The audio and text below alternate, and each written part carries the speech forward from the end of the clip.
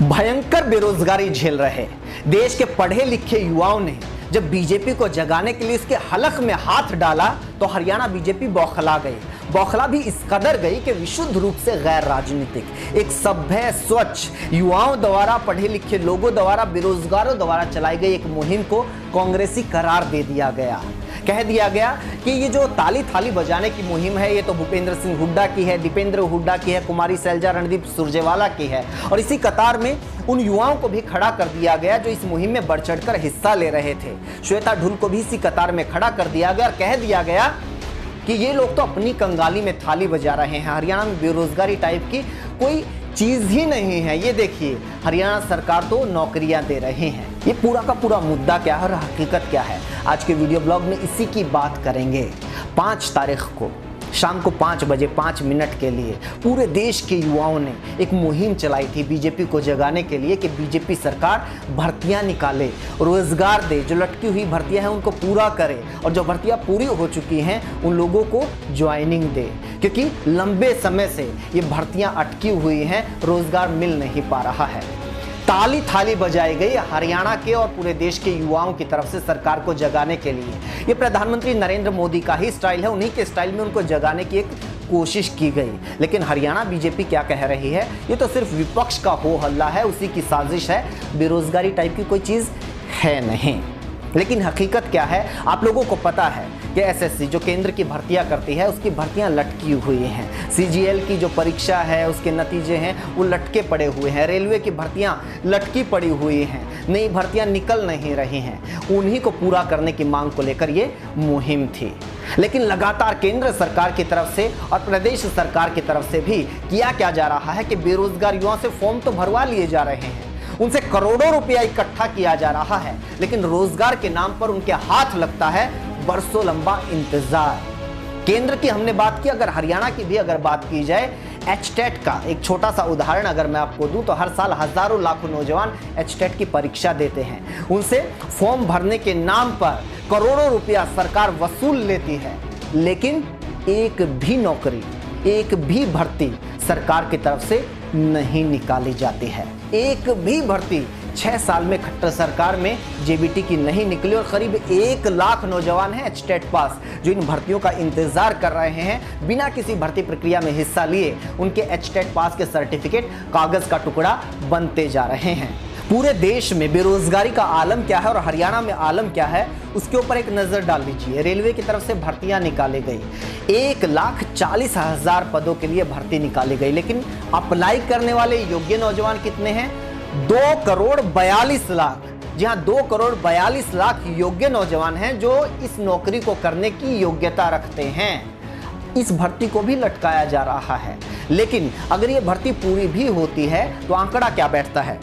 171 युवाओं में से सिर्फ 1 को नौकरी मिलेगी और 170 बेरोजगार रह जाएंगे। जब हरियाणा में स्थिति आती है तो और ज्यादा भयंकर नजर आती है, क्योंकि हरियाणा पूरे देश में सबसे ज्यादा बेरोजगारी झेल रहा है। अगर उसी क्लर्क भर्ती का जिक्र किया जाए जिसको इस कार्टून में दिखाया गया है, अगर सिर्फ क्लर्क भर्ती की बात की जाए तो 4700 पदों के लिए भर्ती थी, लेकिन उस भर्ती के लिए अप्लाई करने वाले योग्य नौजवानों की संख्या 15,70,000 के करीब थी। यानी 334 नौजवानों में से सिर्फ 1 को नौकरी मिली और 333 योग्य नौजवान बेरोजगार रह गए। ये स्थिति है हरियाणा में बेरोजगारी की। इससे पहले जो खट्टर सरकार की तरफ से सबसे बड़ी भर्ती की गई थी, 18,000 ग्रुप डी के पदों के लिए भर्ती हुई थी, उसके लिए भी करीब 20 लाख नौजवानों ने, पढ़े लिखे योग्य नौजवानों ने अप्लाई किया था। लेकिन उस दौरान भी क्या हुआ कि 111 में से सिर्फ 1 युवा को नौकरी मिली और 110 बेरोजगार रह गए। 4th कैटेगरी की नौकरी भी, रोजगार भी उन लोगों को नहीं मिल पाया। हरियाणा में करीब 8 से 10,000 पदों की भर्तियां ऐसी हैं जो लटकी पड़ी हुई हैं, जो पूरी होने का नाम नहीं ले रही हैं। बहुत सारी भर्तियां तो 2015 से जारी हैं, लेकिन आज तक पूरी नहीं हुई हैं। उनको पूरा करवाने के लिए नौजवान लगातार मुहिम चला रहे हैं। कभी ट्विटर के ऊपर हैशटैग चलाते हैं तो कभी एक दरवाजे से दूसरे दरवाजे पर अपना माथा पटकते हैं, मुख्यमंत्री के सामने जाते हैं, विधायक मंत्रियों के सामने जाते हैं, लेकिन उनको पूरी तरह से नजरअंदाज कर दिया गया। आखिर में अब उन्हें राजनीतिक दबाव का रास्ता अपनाना पड़ रहा है। बड़ौदा में उपचुनाव है और ये तमाम जो नौजवान हैं, हजारों नौजवान हैं जो इन भर्तियों से प्रभावित हो रहे हैं, इनके नतीजों का इंतजार कर रहे हैं, ज्वाइनिंग का इंतजार कर रहे हैं। ये लोग बीजेपी सरकार के खिलाफ पर्चे बांट रहे हैं, मुहिम चला रहे हैं बड़ौदा में जाके। ये तो सरकारी सेक्टर के आंकड़े हैं। प्राइवेट सेक्टर की क्या स्थिति है उसका अंदाजा आप अर्थव्यवस्था की ग्रोथ रेट के आंकड़ों से लगा सकते हैं। जिस अर्थव्यवस्था के बारे में ये कहा जाता था कि ये डबल डिजिट की सकारात्मक ग्रोथ रेट से आगे बढ़ेगी, वो डबल डिजिट की 24% की नकारात्मक ग्रोथ रेट से गर्त में चली गई है। इससे प्राइवेट सेक्टर के ऊपर कितना असर हुआ होगा उसका अंदाजा आप लगा सकते हैं। CMI, centre for monitoring Indian economy, एक प्राइवेट संस्था है, निश्चित तौर पर प्राइवेट संस्था है। उसकी तरफ से आंकड़ा दिया गया है कि हरियाणा में बेरोजगारी की स्थिति ये है कि 33.5% लोग बेरोजगार हैं, करीब 34% की बेरोजगारी। और इस संस्था के आंकड़ों में हरियाणा कई महीनों से, करीब 1 साल से लगातार टॉप कर रहा है, तमाम राज्यों से आगे आ रहा है। बार बार ये कहा जाता है तो प्राइवेट संस्था है। हरियाणा सरकार आजकल इसी जुमले को उछाल रही है, लेकिन हरियाणा सरकार में ही उप मुख्यमंत्री थोड़े दिन पहले, जब वो सरकार का हिस्सा नहीं थे, इसी संस्था के आंकड़ों को लेकर खट्टर सरकार को घेरते थे। इसी संस्था के आंकड़ों को कोट करते हुए प्रधानमंत्री नरेंद्र मोदी, फडणवीस सरकार थी जब महाराष्ट्र में, उसकी तारीफ किया करते थे। जब ये तमाम लोग विपक्ष में थे, ऐसे ही अलग अलग संस्थाओं के आंकड़ों को लेकर उस वक्त की सरकार को घेरा करते थे। लेकिन खैर मान लीजिए ये प्राइवेट संस्था है, ऑथेंटिक नहीं मान लिए।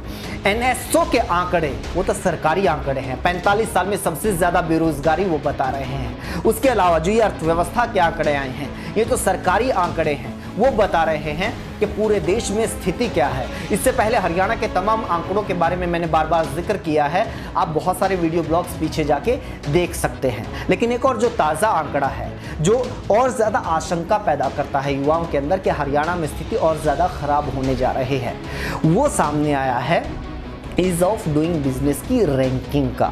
जहाँ ईज ऑफ डूइंग बिजनेस जिसकी रैंकिंग का खूब ढिंडोरा हरियाणा की खट्टर सरकार ने पीटा के देखिए, हमने पिछली सरकार के मुकाबले इस रैंकिंग को सुधार दिया है। अब हरियाणा में ऐसा माहौल हो गया है कि खूब सारा निवेश आएगा, लेकिन निवेश कितना आया है वो स्थिति आपके सामने है। कोई नया बड़ा कोई निवेश, कोई बड़ा प्रोजेक्ट हरियाणा में लगता हुआ नजर नहीं आया। उल्टा हुआ ये कि पहले से मंजूर शुदा और पहले से लगे हुए प्रोजेक्ट्स भी यहाँ से पलायन कर रहे हैं। निवेश के लिए हरियाणा सरकार की तरफ से सरकारी खर्चे के ऊपर बड़ी बड़ी बिजनेस समिट की गई, उसके ऊपर करोड़ों रुपए का खर्च किया गया। खुद मुख्यमंत्री विदेश में गए, उनके मंत्री विदेश में गए, अधिकारी विदेश में गए, ये कहते हुए कि वहाँ से निवेश लेकर आएंगे। लेकिन हकीकत क्या थी? ये एक तरह का सैर सपाटा ही साबित हुआ। निवेश कितना है, स्थिति क्या है, वो आप लोगों के सामने है। और ईज ऑफ डूइंग बिजनेस की अगर बात की जाए तो जो पहले तीसरे नंबर पर था हरियाणा, वो अब लुढ़क कर सीधे 16वें स्थान पर पहुंच गया है।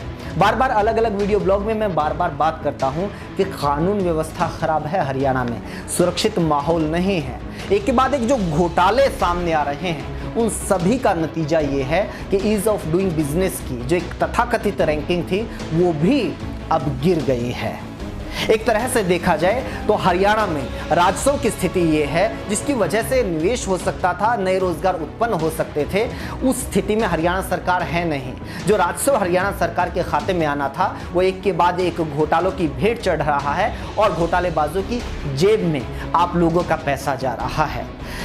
कर्ज लेके सरकार चल रही है, कर्मचारियों की कर्ज लेके तनख्वाह दी जा रही है। ऐसे में नई भर्ती करना, नए कर्मचारी भर्ती करना दूर की कोड़ी नजर आता है। और सरकार ये कह रही है कि बेरोजगारी तो है ही नहीं, और जो लोग जो बेरोजगार सरकार को जगाने के लिए मुहिम चला रहे हैं उनको कांग्रेसी कह के दरकिनार कर दिया जाता है, नजरअंदाज कर दिया जाता है। गेट वेल सून, मुख्यमंत्री मनोहर लाल खट्टर जी। दोस्तों, अगर आप लोगों को ये वीडियो अच्छा लगा, ये जानकारी अच्छी लगी तो आप इसको शेयर कीजिए। आप हमारे YouTube चैनल आपका रिपोर्टर को सब्सक्राइब कर दीजिए। फेसबुक पर देख रहे हैं तो हमारे फेसबुक पेज को ज़रूर लाइक कर दीजिए।